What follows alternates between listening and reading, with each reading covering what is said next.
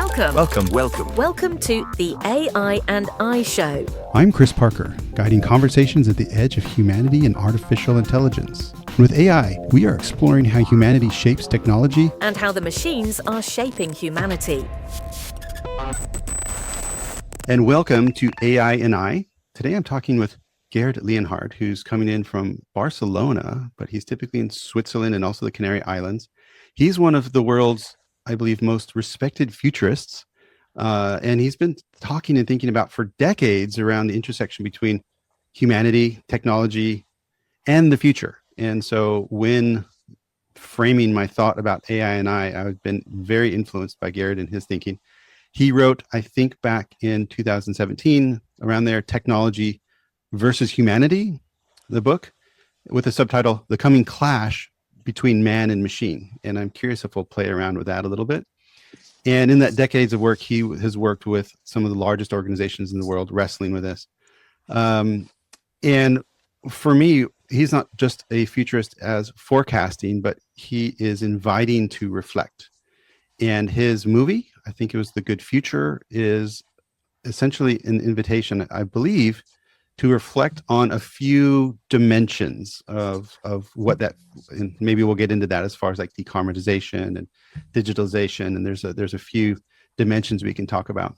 But today I'm hoping to go really personal and wrestle with this dimension between, okay, let's AI representing all technology and me, and Gerd, you. And what could this mean? And so what I'd like to kick off, Gerd, because you've been working on this for decades. And with OpenAI and ChatGPT bringing this, commoditizing this, where everyone is confronted with this, what has surprised you the most in your own life about the impact in the last 2 years? Yeah, I've been looking at AI for over 10 years. And in fact, my book, Technology versus Humanity, is kind of about AI, without mentioning a lot, the struggle between humans and machines, right, the convergence.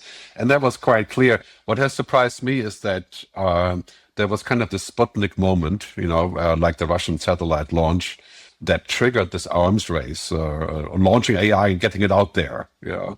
And now we truly have an arms race. I'm no longer Russia really, but China and the US.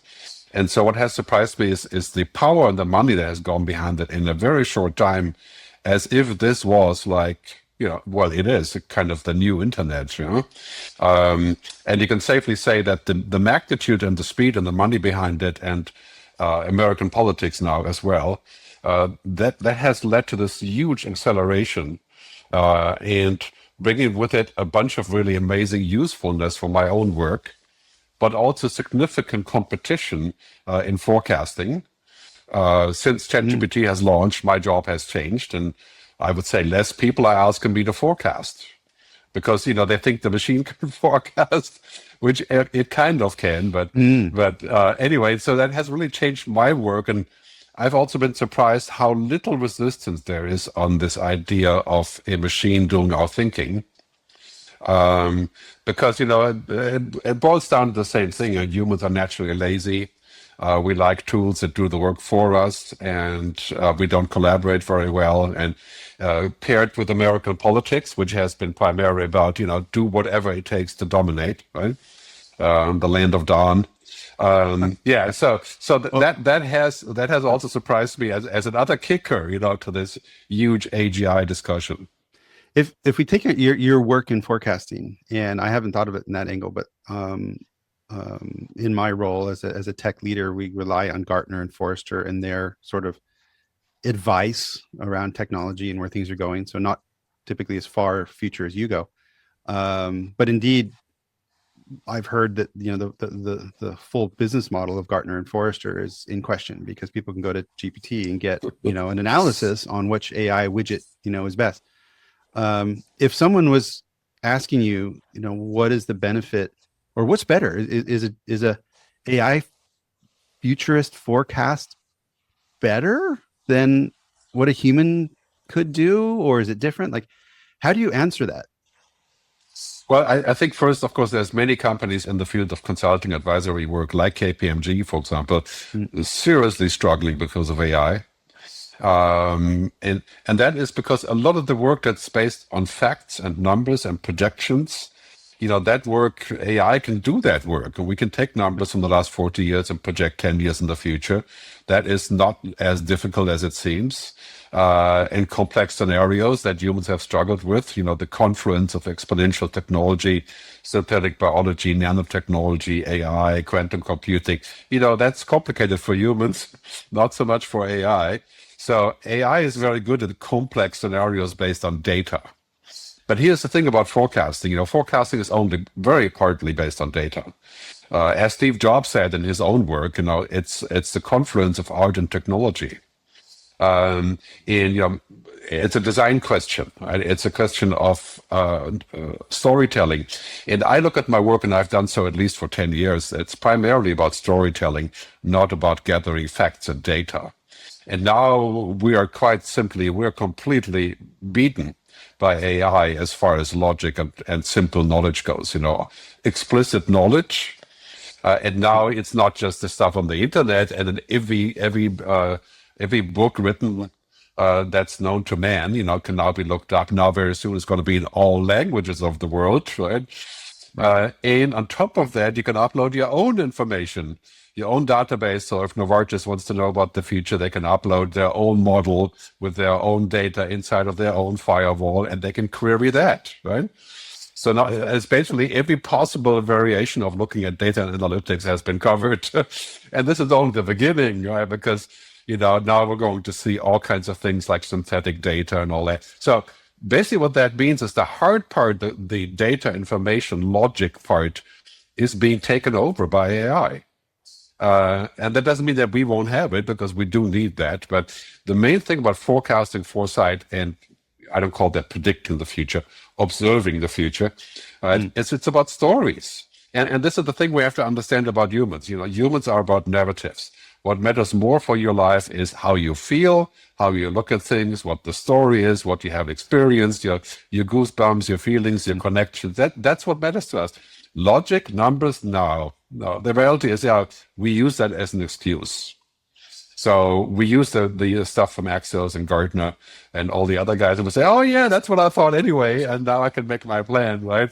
So I think my work is much more about narrative and storytelling and touching people on a different level than, the sort of intellectual computing part, which AI is doing really well. And I think thereby comes the competition. Right?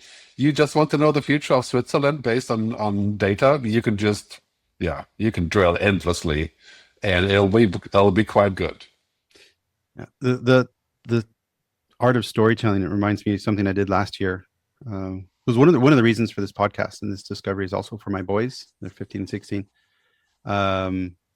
Both with dyslexia. So sometimes, ingesting the data can be a challenge, and particularly in history, which is a lot of reading and memorizing.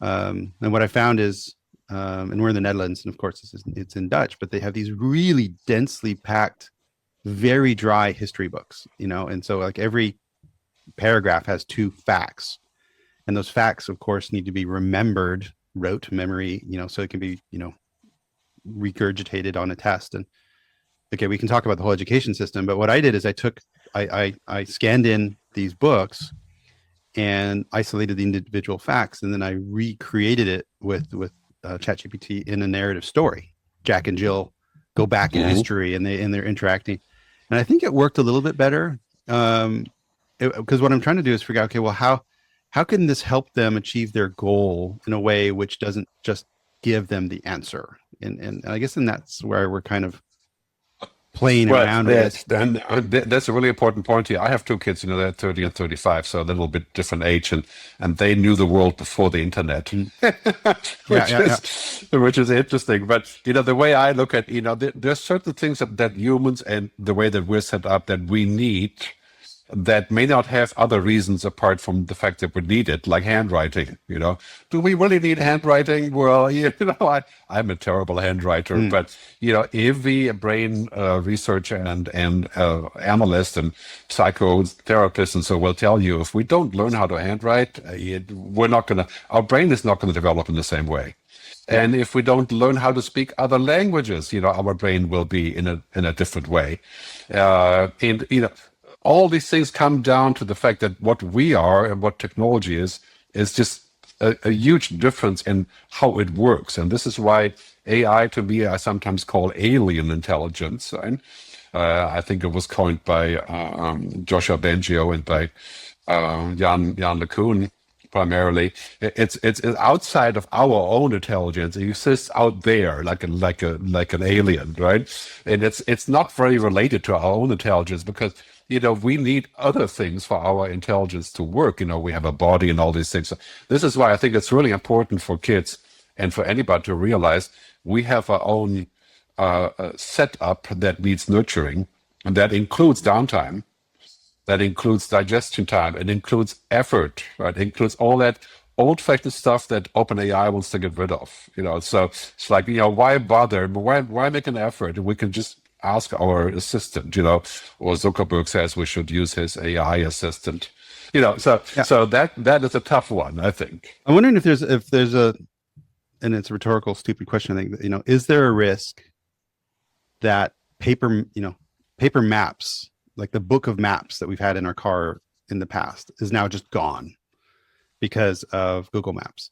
Could writing, the need to write, be gone in 10 years? Is that a possible future?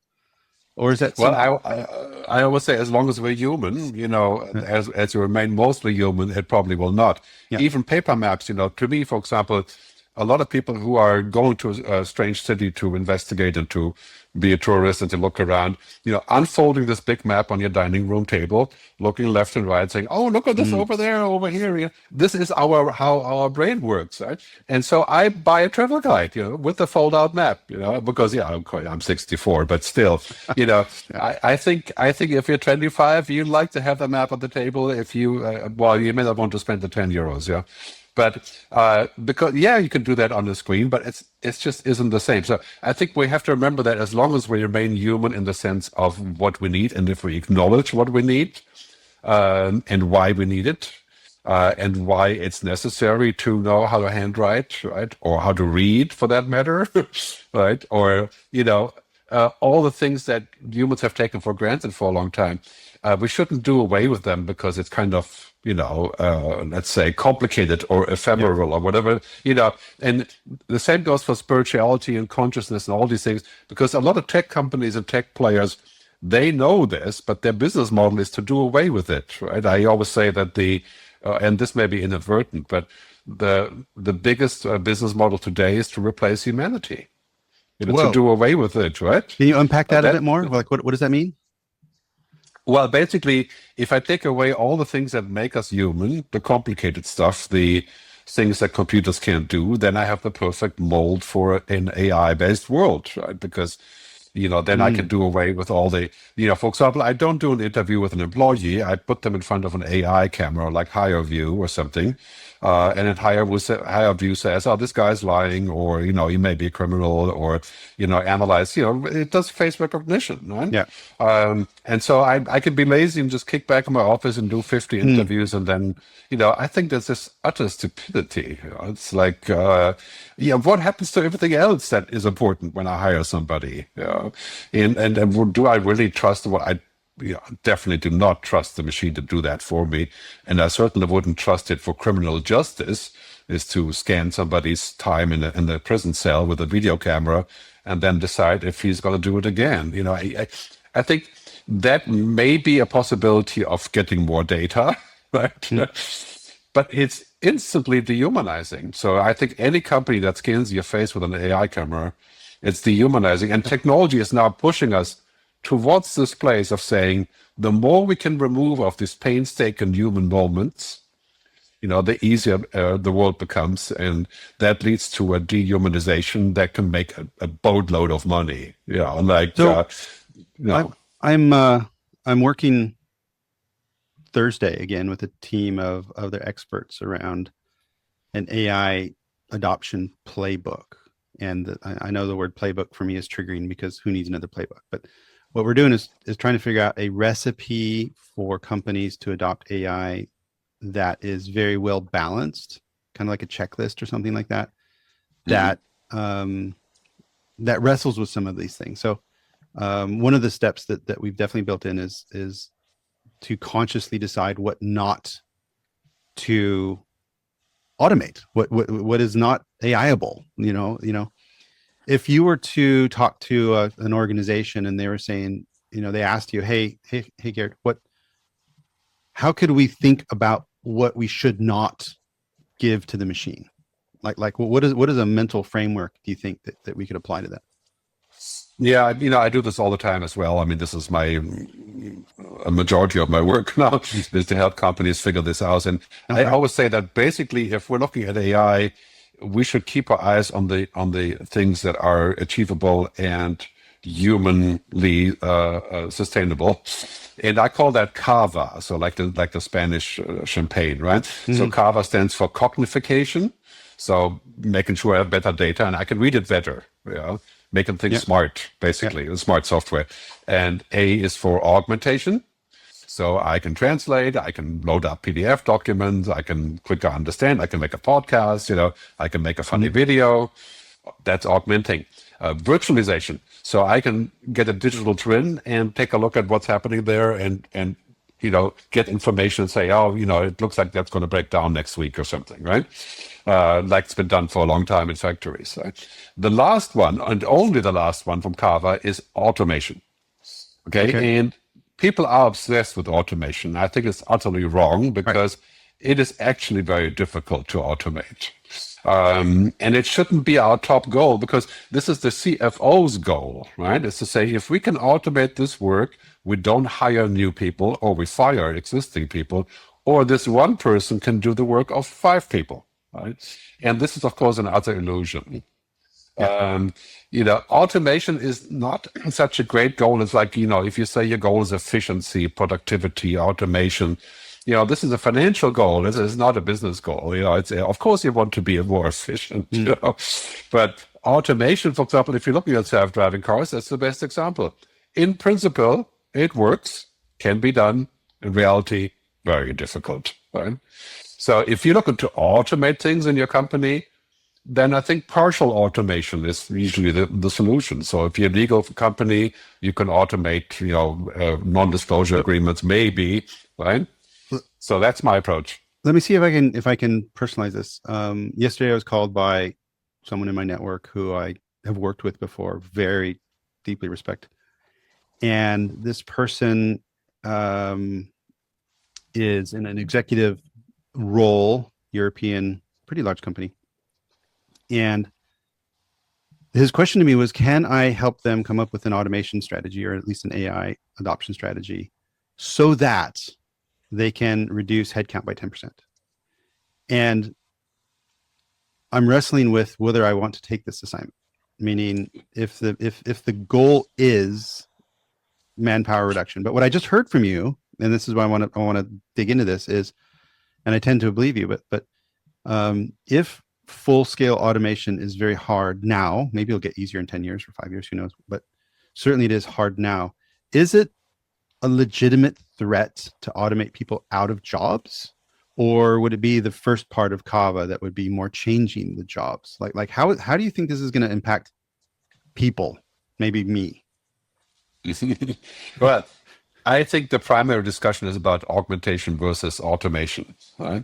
And I think automation will be obviously easy if your job is 90% routine, like a call center. So we have 20 million people work in call centers. They'll be automated.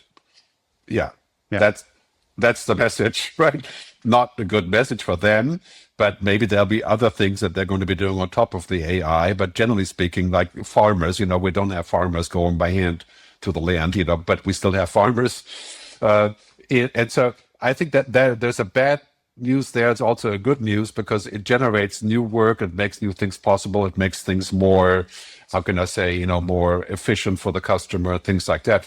But generally speaking, automation is very difficult with things that require any kind of judgment, any kind of understanding, because we have to comprehend that AI does not truly understand the world. It reads the world, right? It is not a friend. It's a service. It's a platform, and it does not care. It does not have any of those things that we put into it because it seems so human.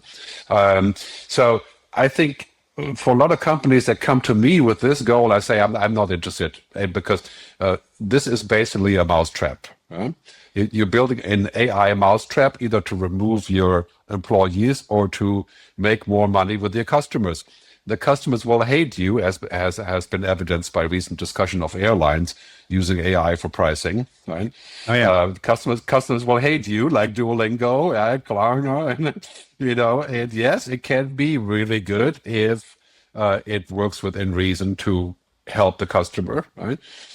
They will either hate you, or on the flip side, employees will teach the AI, and then you're going to say, well, the AI can do like 50%, but the rest of it we don't care. Let's just do away with the quality part of this, and if you do that, your company is doomed, right? And yes, that will get much better in 10 years. So this is a temporary reprieve. Generally, I'm thinking that AI brings the end of routine, any routine, whether it's dental hygienist or and then the question is, what routine do we want to retain? Like, I go to the barber shop if I had a beard, and I spend a lot of money on that. We want to retain that for other reasons. And so these are complicated questions about employment. I think in 20 years, we may indeed be at that moment where work is no longer a substantial part of our lives because AI does most of that. And a lot of people, myself included, sort of define their meaning around their work. Because I spend so much time on my work, and okay, I might have a title, I might have a car, I have this stature in the community. When all that stuff is shifting, how do you advise that we stay human when our external reasons for being are changing so much? Like how can we remain calm and on point and positive thinking, adopt this mindset of the good future, keep that in mind and keep working to that while there's going to be a whole lot of change coming. Yes, well, of course, this is not a question of technology or science because, it's morally neutral. It can do either one of those, right? Can be heaven or can be hell. I think the potential for hell is pretty big here, given that it's moving very quickly and nobody cares about the side effects. And this is the important part, is if we want this to be the good future, then we have to use all the amazing tech, and this is not just AI, but quantum, nuclear fusion, nanotechnology. We have to embed it into a new economic circumstance. Because you will be very happy and satisfied and find self-realization if your economic issues are taken care of to some degree, so that you don't have to feel like, oh, I can't work, but I'm really great at making pictures or writing a book or, which doesn't pay. So then you're in trouble. I'd like to have kids, but I can't because I don't have the money and so on. So this brings up, work is only one embodiment of self-realization. Right. And especially for men, it has been the embodiment of self-realization. Right.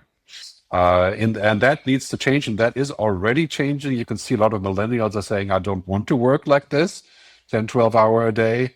I think we'll very quickly, within 10 years, get to 5 hours per day for the same money.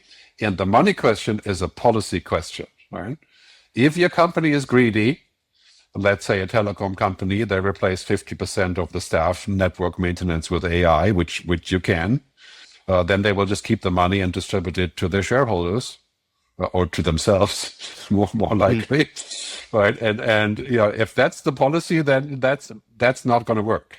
Right? We need a social policy and a political policy based on what I call the 5 Ps, right? People, planet, purpose, prosperity, peace. So we're moving into what Al Gore called, 20 years ago, sustainable capitalism. Some people call it Star Trek society. But in many ways, you could say that is the mission, right? The mission cannot be to replace everything with technology, and then we're suffering from anxiety, or we're sitting around in basically like basic income camps, to be subdued and watch Netflix. Yeah. I think we need to think a little bit further about the design of this society. And those 5 Ps, I'm wondering if I can personalize it a bit. As I'm walking through life, advising companies on some of these as well, more in the now. I'm not dealing so much in the future. People are saying, okay, what can I do now? Are there principles that you would share, or maybe you've already written about, that say, okay, as you are developing these policies for your company, could be a society as well, but let's just say a company, these are some principles that would nudge us towards, or direct us directly towards, a good future based on those 5 Ps? Like, is there a 10 commandments or something that we could say, as we're going through life, let's just keep this stuff in mind? Yeah, on a personal note, like when I started doing this 25 years ago, when I came out of the internet business, my primary interest was to grow my own business, profit and growth and doing well. But when I achieved at least part of that, I never went public with my companies or anything, so I didn't get rich, like really rich, right? But I'm well off doing this. And then I realized, that is at a certain point, you can say, your mission of profit and growth has been somewhat accomplished, and you're not going to be 100x, doing this or anything else really. So there is a larger objective which came back into view, and that is, how can I help people? How can I help the planet recover? How can I create purpose? For example, for the millennials, for my kids and people of that generation, and how do I think larger to create a system that makes more sense than just money? Because here's the thing about technology. Technology can solve many problems, but it does not solve social, cultural, political, religious, whatever issues. It makes them worse, right? And the same is true with money. Money is helpful, but at a certain point it makes it worse, right? Beyond a certain income, you're not going to be any happier, right? So, that's kind of the rare equation. What do you mean by it makes it worse? And if we're on the path to a Star Trek society, which I hope we are, because I would love that. How does technology inherently make it worse? Technology is about efficiency, right? So it makes everything efficient.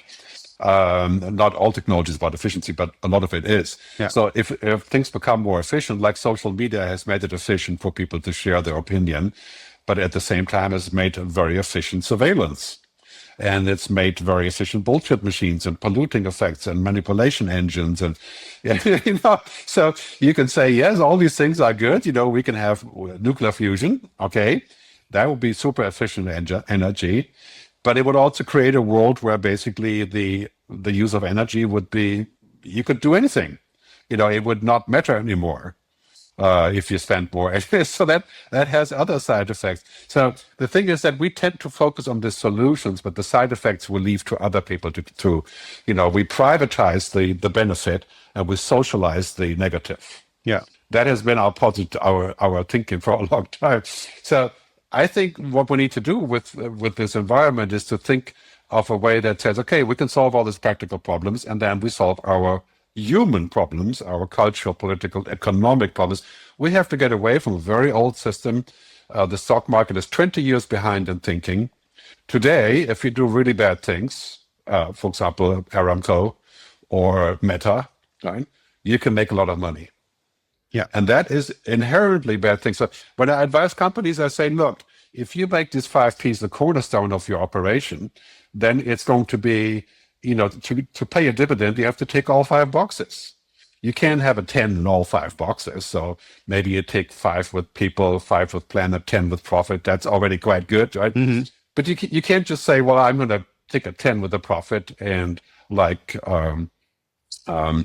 what's that company called? The defense company, Halliburton or something, right? So, right, or Peter Thiel's company. You tick that money box, and all the other boxes are unticked, and you get a nice dividend. that is not going to be good for society.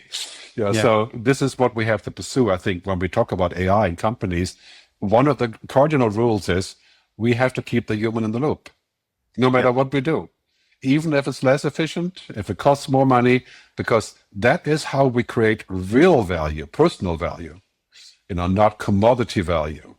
This is why companies like Meta and so are struggling, because they're putting not the human in the loop, but the tech in the loop, right? Yeah, and people feel it, and I think they're responding to that. Human in the loop. Let me grab that and bring that to an extreme. One of the things I believe is, because everything can be copied, faked, deep faked, and anything on the internet, we will trust less and less, and some sort of trust certification or trust mark comes in, and I'm certain that a high percentage of what I see on Instagram when I'm snacking over there sometimes is just fake. And it makes me want to seek out more human in the loop moments. It's like, okay, this is just fake. It's entertainment, but it's I just don't trust it. My inner compass doesn't like it. And it comes up to the point of trust. I believe trust will be a significant measure of value. Like, how much can I trust this person or this company, perhaps based on these 5 Ps, in order to be authentically caring? How do you see the interaction of people over time based on trust? Yeah. Trust isn't digital, right? Right. It's not, you can destroy trust digitally, but you can't, trust is a feeling. It's a understanding between people. It's something that we build. It can be regained, it can be repaired, and so on. It is inherently human. It's like human agency is part of that is trust, and it comes from many sort of unknown sources sometimes. But basically, trust is something that I think currently technology can only be trusted to some degree, like you trust the car to work or the airplane to work, after much proof. And you also have a bit of a mistrust left, it could crash or that sort of thing. But to trust things with existential components, like trusting technology, AI, with nuclear weapons and weapon systems, would be just utterly foolish, right? Partial trust, like I trust IBM to do a good job with my CRM or ERP system, or within reason. I do not trust OpenAI, period, because I think they're on a mission to essentially build digital humans, and that is untrustworthy by definition. And so in my own life, I stopped using companies. I stopped investing in companies that I don't trust, that I can't trust. I stopped working with companies like Facebook and Meta because I don't trust what they do with it. And I think a lot of that, again, it's not necessarily that people are evil. It's that they inadvertently do evil things because the money is, you're going to make 500 billion, you're going to make 5 trillion. Well, you'd rather make 5 trillion, right? Just by making a tiny shortcut that has bad effects on humanity. I understand why, but it's still not good. I don't want to be part of it. Well, another dimension of this is, and again, I don't know if it's true because I read it on the internet, is the let me paraphrase, the Prime Minister of Albania, who stated that his society has some serious corruption issues, is recommending to have AI-driven government departments, and maybe even an AI-driven prime minister. And it was fascinating for me because the conversation was couched in, because we are corrupt, the humanness is corrupt here, that would be better for us. And that kind of broke my brain. It's kind of the world inside, like, is that the way to fix this? I guess it could be, but it's like, okay, I don't trust myself, so I'm going to give this thing the keys to my existential reality, as you said. It's that. I don't know what to do with that. There's one assumption that we see in many places, is that humans are evil and cannot be trusted. And that has been a long assumption for a long time. And many, all of Hollywood, Netflix, Nollywood movies about the future are about that, right? Yeah. We're basically evil, and the fact is that we're not. All you have to do is read Rutger Bregman's book, Humankind, and 1,000 other books on this topic. We can be evil, of course. There are evil people, as we know too well, without naming them at this moment. But yes, but generally we can collaborate. We have collaborated when we have a reason, right? And we're actually not as bad as it seems in getting things done when the shit hits the fan, so to speak, right?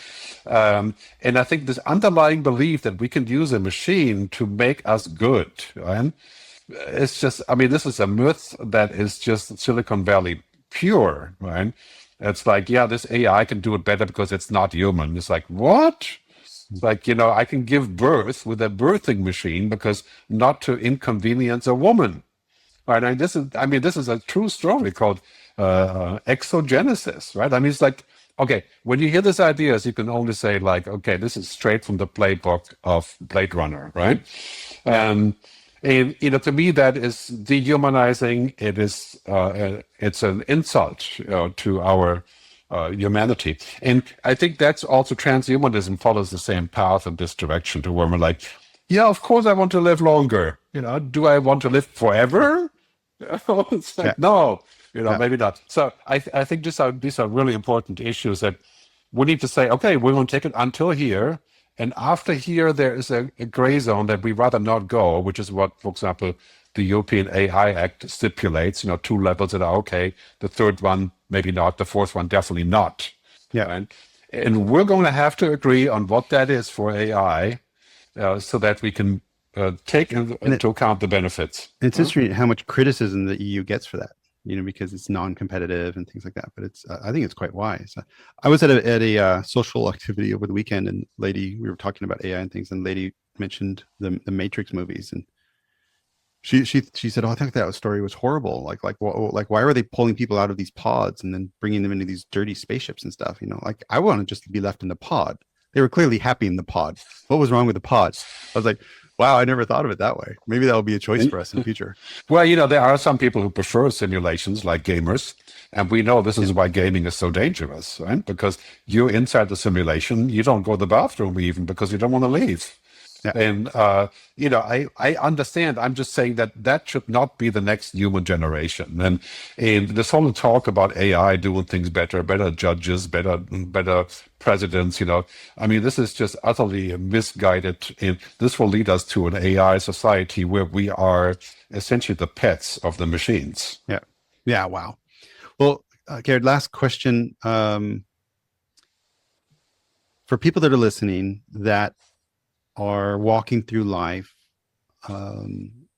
hearing all this dystopian news as well as the tech optimism news, that AI, machines will have babies for you, and life is going to be great and you'll live forever, and then there's also the dystopian sort of Matrix and Blade Runner views. What would you recommend that people keep as a mindset, a thought, a guiding principle to help them individually navigate this over time? Is there a if you could say one thing, and just carry this with you and think critically about life moving forward based on this, what could that be? Well, Antonio Gramsci, the Italian writer, he said we should have optimism of the heart and the mind, and the heart and the heart and the soul, and pessimism of the intellect. Yeah. so optimism of the heart and the soul, and pessimism of the intellect. Wow. Okay. Right. All right. So I'm going to keep asking questions. I'm going to say, well, that doesn't strike me as possible or as good, or, but generally I'm extremely hopeful for our future, because I do believe that we can do the right things. We should also forego this constant intaking of bad news and bad things about humans, because this is a story, right? And this is why I'm working on a campaign called I Love the Future, like I Love New York. New York was a really bad place in the 80s when they launched this campaign. You did not want to go there. And now people truly love New York. And this is a question of our viewpoint. So I recommend to people to take a positive viewpoint, but not a naive, blinded viewpoint, an ideological viewpoint necessarily, but to say, okay, we do have all the tools now. All we need is the telos, the will, to collaborate, right? And that's why I think we should start a global branding campaign that says, this is the reason why the future can be good. And if you don't do the good things, then you get kicked out. You don't get to do the future because your plan isn't good. And that goes for politicians and for companies. And I think this is the place we need to get to. I love that. The future is good. Future is positive. It'll take work. I think it's not going to happen by accident. It'll take some deliberate. But, we have all the cards. That is the reality. We have all the scientific and technological cards. We don't have currently the will to tell us the way to collaborate. This is where we need to work on. This is our job. This is my job, is not to show people how great the tech is, but to say, well, how do we make it actually into a good future? Yeah. And it takes more than tech to do that, and this is where governments come in and private individuals and organizations like the UN and others. The UN has to be completely rebooted for this purpose. It's not fit for the purpose of looking at the future in the current way, because this purpose requires very, very serious work to get and build the good future and the new future.